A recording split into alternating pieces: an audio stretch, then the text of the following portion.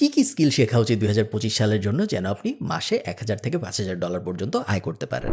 2025 সালে আপনি যদি ক্যারিয়ার গড়তে চান, স্পেশালি আপনি যদি অনলাইনে ক্যারিয়ার গড়তে চান, তাহলে কোন স্কিল শেখা উচিত? আজকে আমরা ডেটার উপর ভিত্তি করে কয়েকটা স্কিলের কথা বলবো, যে স্কিলগুলো যদি আপনি শিখতে পারেন তাহলে আপনার 2025 সাল অনেক বেশি অসাধারণ যাবে। ভিডিও শুরু করার আগে বলে রাখি, সেম ভিডিও আমরা কিন্তু প্রত্যেক বছর করি। 2024 সালেও আমরা 2024 সালের সেরা স্কিলগুলো নিয়ে কথা বলছি, 2023 সালেও আমরা 2023 সালের সেরা স্কিলগুলো নিয়ে কথা বলছি। ওগুলার বেশিরভাগই এখনো রেলেভেন্ট। এরকম খুব কমই হয় যে একটা স্কিল যেটা 2023 সালে অসাধারণ ছিল, সবাইকে শিখতে বলা হয়েছে, 2025 সালে এসে ওটা আর কারো শেখা উচিত না। এরকম খুব কমই হয়। সো আপনার যদি আরো স্কিল দরকার হয় তাহলে আমি রেকমেন্ড করবো এই ভিডিওটা দেখার পরে গত বছরেরটা দেখতে এবং তারপর তার আগের বছরেরটা দেখতে। ওগুলার 99% স্কিল এখনো রেলেভেন্ট। ওগুলো যদি আপনি ঠিকমতো শিখতে পারেন, এখনো আপনার জীবনে, আপনার ক্যারিয়ারে অনেক বেশি ইমপ্রুভমেন্টস আসবে এবং আপনার আয় রোজগার অনেক বেশি বাড়বে। চলেন এই বছরের ভিডিও শুরু করি।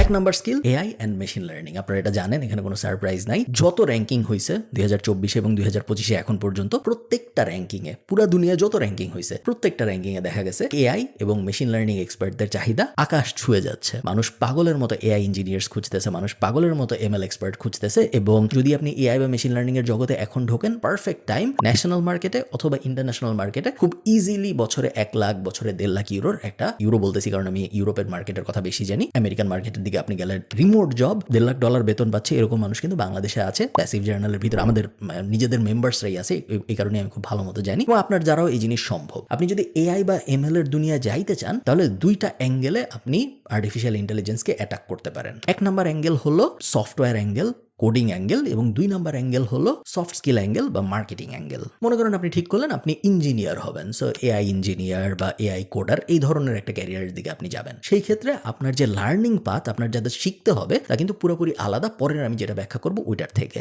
ইঞ্জিনিয়ার হইতে আপনার অবশ্যই পাইথন লাগবে, পাইথন ছাড়া তো আপনি হইতে পারবেন না। আমি বলবো আপনার C++ও লাগবে, জাভাও হয়তো লাগবে, যেগুলো বেসিক কোডিং, বাট স্টিল আপনি এআই ইঞ্জিনিয়ার হইতে গেলে এগুলো ছাড়া আমার মনে হয় না সম্ভব। আপনার আর শেখা উচিত স্ট্যাটিস্টিক্যাল অ্যানালাইসিসের জন্য। এবং যেহেতু আপনি ইঞ্জিনিয়ারিং এর একটা লাইনে যাচ্ছেন, এআই ইঞ্জিনিয়ারিং এর একটা লাইনে যাচ্ছেন, আপনার অবশ্যই ম্যাথমেটিক্যাল সেন্স ভালো হওয়া উচিত। সো লিনিয়ার অ্যালজেব্রা বলেন বা ক্যালকুলাস বলেন, এই টাইপ জিনিসপত্রগুলো কিন্তু আপনার শেখা থাকতে হবে। এবং অবশ্যই মেশিন লার্নিং এর ফান্ডামেন্টাল শেখা থাকতে হবে। মনে হইতে পারে যে এত কঠিন জিনিস, এগুলো আমি কিভাবে শিখবো না শিখবো। গুগলের ফ্রি কোর্স আছে, ইউটিউবে হাজার ফ্রি কোর্স আছে। এআই যেহেতু একটা হট টপিক, যত বড় কোম্পানি আছে, ফ্যাং বলেন বা ইভেন ফরচুন 10 বলেন, যত ন্যাসডাকের যেসব বড় কোম্পানির নাম আপনি শুনছেন, ইভেন এমন কোম্পানি ধরেন আইবিএম টাইপ কোম্পানি, সবাই ফ্রি কোর্স লঞ্চ করেছে এআই রিলেটেড, এবং প্রত্যেকটাই আপনি গুগল করলে পেয়ে যাবেন।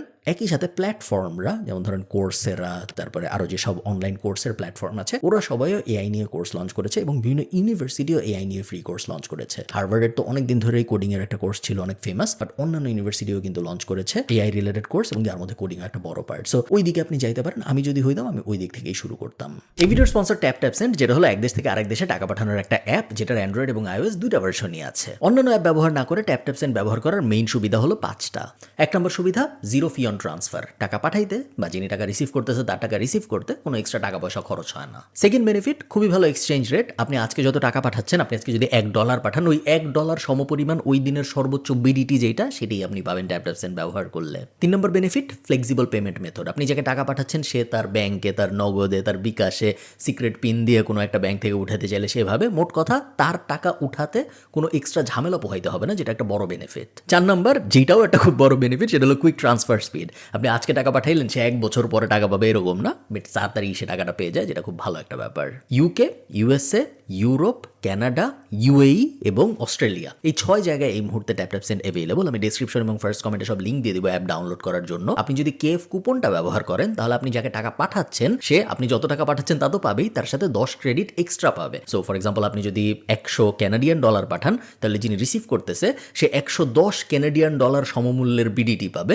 $100 সমমূল্যের বিডিটি না পেয়ে। কিন্তু আপনি যদি দিরহাম পাঠান, শুধুমাত্র দিরহামের জন্য হিসাবটা আলাদা। দিরহামের ক্ষেত্রে আপনি যাকে 100 দিরহাম পাঠাইতেছেন, সে 100 দিরহামের জায়গায় 150 দিরহাম পাবে। বিস্তারিত সবকিছু ডেসক্রিপশনে দেওয়া থাকবে, চলেন ভিডিওতে ফেরত যাই। আপনি যদি মার্কেটিং এর অ্যাঙ্গেলে যেতে চান, যে আমি এআই ইন্ডাস্ট্রিতে থাকবো বাট আমি সফটওয়্যার ডেভের অ্যাঙ্গেলে যাব না, আমি মার্কেটিং এর অ্যাঙ্গেলে যাব, সেই ক্ষেত্রে আমি বলবো AI agent is the hot space. কিভাবে একটা এআই এজেন্ট বানানো যায়, কিভাবে অটোমেট করা যায় বিভিন্ন ম্যানুয়াল অ্যাক্টিভিটি বিভিন্ন কোম্পানির, এবং যেহেতু দুনিয়ায় কোটি কোটি কোম্পানি, এবং যেহেতু এই কোটি কোটি কোম্পানির হাজারো কোটি রকম সার্ভিসেস, যেহেতু তাদের প্রসেসও কোটি কোটি রকম, সো এআই এজেন্ট বা এআই অটোমেশনের চাহিদাও কোটি কোটি রকম। আমি আমার কোম্পানিতে যেভাবে কাজকর্ম করি, আমার কোম্পানিতে আমি শিওর 10 জায়গায় এআই দিয়ে অটোমেট করা সম্ভব। বড় বড় কোম্পানি যেগুলো, ওগুলা 100 জায়গায় সম্ভব, 1000 জায়গায় সম্ভব, 1 লাখ জায়গায় সম্ভব। এই সব নিয়ে কিন্তু কাজকর্ম হচ্ছে। সো এআই অটোমেশন এবং এআই এজেন্ট স্পেস একটা বড় স্পেস। আপনারা অলরেডি জানেন যারা জিপিটি এক্সপার্ট তাদের বেশ চাহিদা, প্রম্পট ইঞ্জিনিয়ারিং যারা ভালো করতে পারে, এবং ইন্ডিভিজুয়াল টুল এক্সপার্ট এআই স্পেসের, chat GPT expert, mid journey expert, তারপরে 11 ল্যাবস এক্সপার্ট,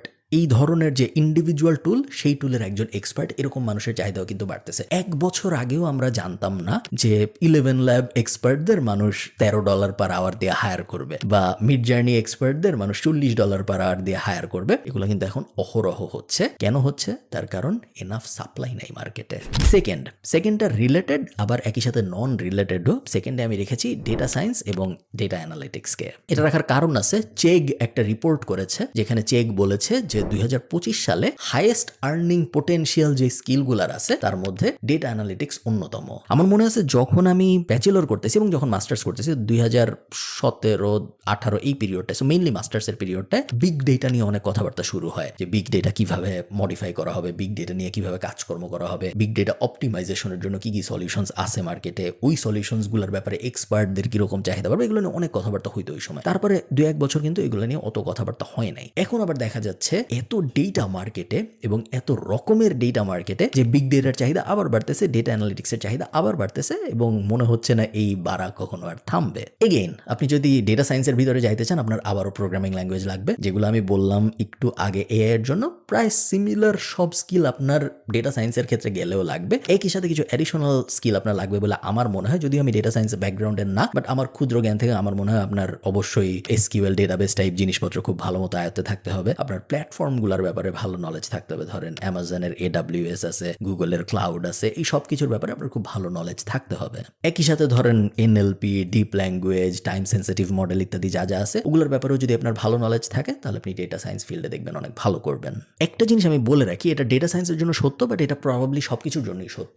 গুগল এবং IBM এর কিন্তু ডেটা সায়েন্সের সার্টিফিকেশন আছে, এবং আমি মনে করি আপনি যদি ডেটা সায়েন্স ফিল্ডে যেতে চান, আপনার অবশ্যই এই সার্টিফিকেশনগুলো নেওয়া উচিত। একই জিনিস আমি ডিজিটাল মার্কেটারদের জন্য মনে করি, যে আপনি যদি ডিজিটাল মার্কেটিং ফিল্ডে যেতে চান, গুগল অ্যানালিটিক্স সার্টিফিকেশন, তারপরে ফেসবুকের অ্যাডেরও একটা সার্টিফিকেশন আছে, মেটার, এই ব্যাপারগুলো, হাবস্পটের সার্টিফিকেশন, এগুলো যদি আপনার নেওয়া থাকে তাহলে ভালো হয়। মার্কেটিং এরগুলো করা আসলে অনেক সহজ। অ্যাকচুয়াল ডেটা অ্যানালিটিক্সের ভিতরে যদি আপনি যান, বা ডেটা সায়েন্সের ভিতরে যদি আপনি যান, ওই সার্টিফিকেশনগুলো পাওয়া অনেক কঠিন, বাট এগুলো ওয়ার্থ ইট, স্পেশালি যদি আপনি রিমোট জব খোঁজার পরিকল্পনা করেন এই স্কিলগুলো দিয়ে। ওকে, থার্ডে আমি একটা বাকেট করে আপনাদের বলতেছি। থার্ডে আমি একই সাথে রাখবো ডিজিটাল মার্কেটিং, একই সাথে আমি রাখবো কন্টেন্ট, একই সাথে আমি রাখবো মার্কেটিং স্ট্র্যাটেজি, এবং একই সাথে আমি রাখবো এডিটিং। সো এগুলো সবই আলাদা আলাদা স্কিল, প্রত্যেকটারই ইন্ডিভিজুয়াল এক্সপার্ট হয়, এবং প্রত্যেকটার ইন্ডিভিজুয়াল এক্সপার্টদেরই অনেক চাহিদা, বাট সব যেহেতু সিমিলার কনসেপ্ট ওয়াইজ, এই কারণে আমি সবকটা একসাথে আপনাদের বলতেছি। বাট আপনাদের এর সবকটা শিখতে হবে, এটা একদমই জরুরি না। আপনি শুধু ভিডিও এডিটিং শিখতে পারেন, আপনি শুধু ডিজিটাল মার্কেটিং স্ট্র্যাটেজি শিখতে পারেন, আপনি শুধু সোশ্যাল মিডিয়া স্ট্র্যাটেজি শিখতে পারেন, ইভেন আপনি ইন্ডিভিজুয়াল সোশ্যাল মিডিয়া ধরে ধরেও শিখতে পারেন। শুধু টিকটক এক্সপার্টদেরও অনেক চাহিদা, শুধু ইনস্টাগ্রাম এক্সপার্টদেরও অনেক চাহিদা, শুধু ফেসবুক এক্সপার্টদেরও অনেক চাহিদা। এই জিনিস বলতে আমি আসলে কি বোঝাচ্ছি? আমি মেইনলি বোঝাচ্ছি বর্তমান যুগে এসে সব কোম্পানি ডিজিটালে চলে আসছে। ডিজিটালে স্পেন্ড প্রতি বছর আগের বছরের থেকে বাড়ছে। আমি যখন ব্যাচেলর শেষ করি 2016 সালে, তখন যদি আমাকে কেউ বলতো যে ডিজিটাল মার্কেটিংয়ে বাংলাদেশের প্রত্যেকটা কোম্পানি হায়ার করা শুরু করবে আগামী 5 বছরের মধ্যে, আমি তাকে পাগল ভাবতাম। আমি নিজে ডিজিটাল মার্কেটিংয়ে মাস্টার্স করছি আয়ারল্যান্ডে, তারপরেও আমি মানুষকে পাগল ভাবতাম যদি আমাকে কেউ এটা বলতো, কারণ বাংলাদেশ যত র্যাপিডলি ডিজিটাল পেনিট্রেশন হয়েছে, তত র্যাপিডলি হবে আমি আশা করি নেই। কোভিড না থাকলে হয়তো হইতো না, সত্যি, বাট তারপরেও এটা আমার আশার থেকে অনেক বেশি হয়েছে। প্রত্যেকটা কোম্পানি, একদম প্রত্যেকটা কোম্পানির এখন ডিজিটালে মানুষ আছে। আর কিছু না থাকুক, ফেসবুক পেজ ম্যানেজ করতে মানুষ আছে। প্রত্যেকটা কোম্পানি কন্টেন্ট মডারেটর চায়, প্রত্যেকটা কোম্পানি চায় এমন একজন যে তাদের কাছে স্ট্র্যাটেজি নিয়ে আসবে এবং তাদেরকে বলবে যে হ্যাঁ, আমি এই জিনিসগুলো করে আপনার ভিজিবিলিটি বাড়াবো ডিজিটাল স্পেসে। এরকম মানুষ খুঁজতেছে সবাই, বাট এরকম মানুষ কেউ পাচ্ছে না। এটা একটা অ্যাঙ্গেল। ভিডিও এডিটর মানুষ পাগলের মতো খুঁজতেছে, কারণ প্রত্যেক কোম্পানি ভিডিওতে যাচ্ছে, ভিডিও এডিটর পাওয়া যাচ্ছে না। আমি নিজে সাক্ষী, আমি নিজে খুঁজতেছি অনেকদিন ধরে, এবং আমিও পাই না তা না, আমি পাই, বাট ভালো কোয়ালিটির পাই না। এবং ভালো কোয়ালিটির যারা কেন পাই না আমি বলি, তার কারণ ভালো কোয়ালিটির যারা তারা অলরেডি ইন্টারন্যাশনাল মার্কেটে চলে যায় শেখার পরেই, বাংলাদেশে বসে তারা ইন্টারন্যাশনাল কাজ করা শুরু করে এবং তাদের আমরা এফোর্ড করতে পারি না। আর বাজে কোয়ালিটির যারা তারা ইন্টারন্যাশনালিও কাজ পায় না, আবার তাদের আমরাও চাই না, কারণ তারা বাজে কোয়ালিটির। সো মার্কেটে একটা বিশাল ভ্যাকিউম আছে ভালো কোয়ালিটির মানুষের। এডিটিং দিয়ে আমি এক্সাম্পল দিয়ে বোঝালাম, বাট সব ফিল্ডেই। এবং প্রতিনিয়ত ডিজিটাল মার্কেটিং এর চাহিদা যেভাবে বাড়তেছে, এই জিনিস যদি আপনি শিখতে চান এখন, আগে শিখতে পারলে আরো ভালো হইতো, বাট এখনো একদম পারফেক্ট সময় এই জিনিসের ভেতরে ঢুকার।